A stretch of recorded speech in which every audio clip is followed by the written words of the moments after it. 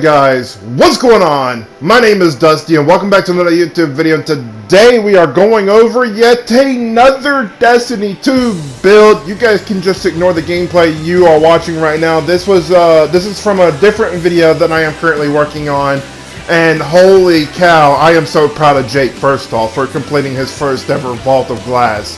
He has come such a long ways. I mean, as a matter of fact, he just completed his first 3-man Cali.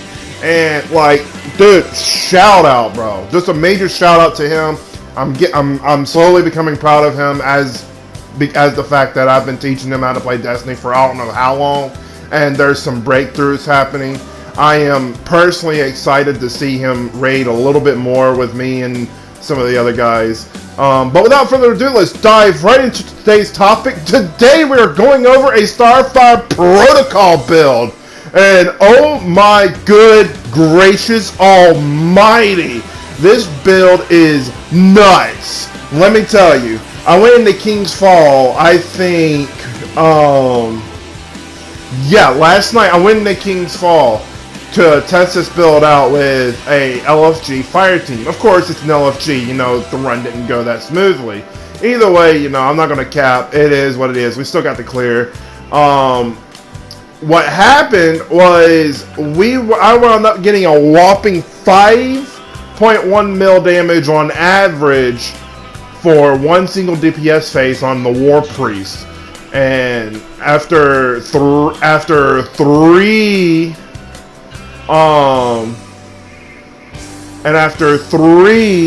damage phases, I wound up scoring a little over 10 mil. It was nuts. I don't know what this build was on, but it was cracked. Look, you've got to trust me. And that's the highest it's done in a single run of War Priest. Now, I'm unsure if it's going to get that every single time. You've got to have everything perfectly procced for it to happen. But otherwise, you've got to be patient with this build, and trust me, you guys are going to absolutely love it. Now,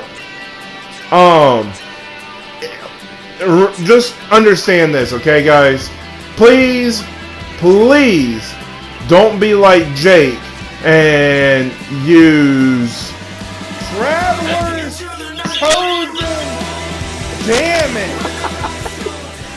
And without further ado, we're gonna dive right into our Nuclear Witch build, also known for the Starfire Protocol. Let's get going.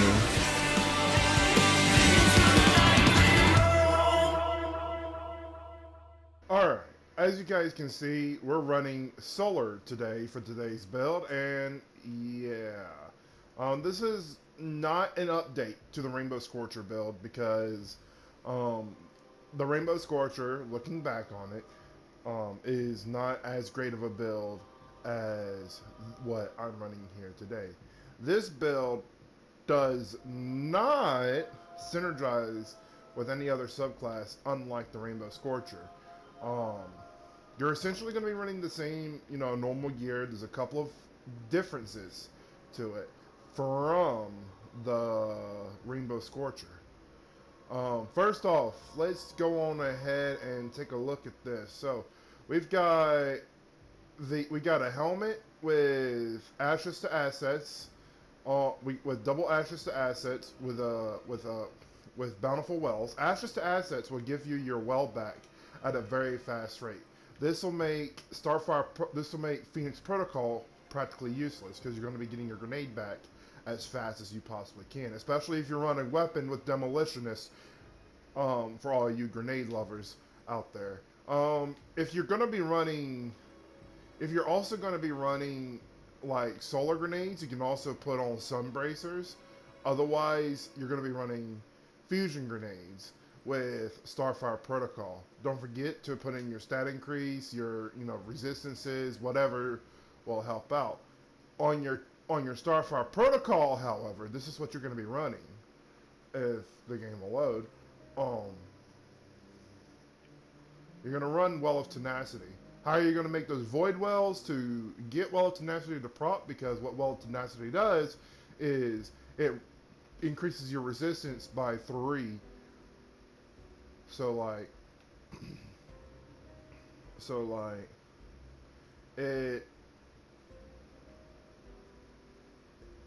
it's kind of insane with the fact that your resistance is increased by 3, which means, for example, as you can see, I have a 40% damage resistance. With Wall of Tenacity, that resistance increases to 120%, which means I'm practically taking half the damage that a normal player with tier 0 resistance would take.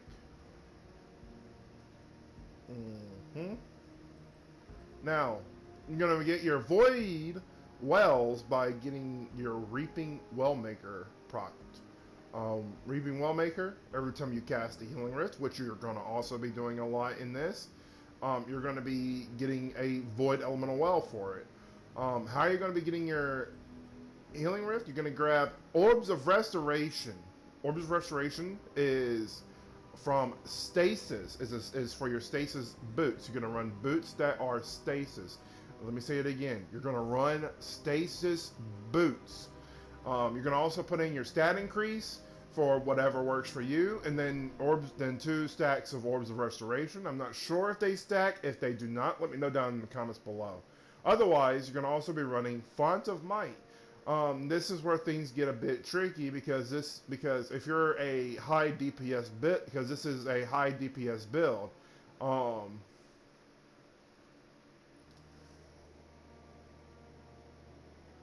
if you're running Grandmasters,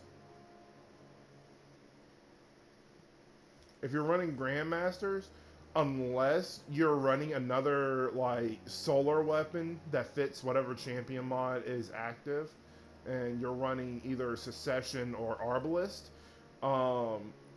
you can replace Font of Might with an additional elemental ordnance to give it that extra, to get extra wells from it. And then for your bond, you're gonna run elemental ordnance. For obvious reasons, your elemental ordnance. Well, and I don't know who just texted me, but okay. You're gonna run elemental ordnance for the simple fact that like it's it's how you get your grenades. Your grenades will also like grant them, and that's how you're gonna start cycling out your Font of Might and a lot of other and that's a lot of other things.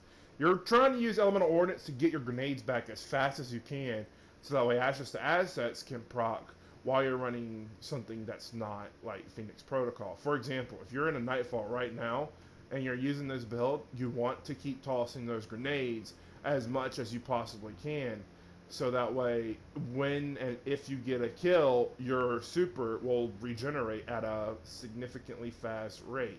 That's why in some of the videos you guys have seen me in, that's why I've gotten my super ability back within like 2 minutes, other than what the timer says here.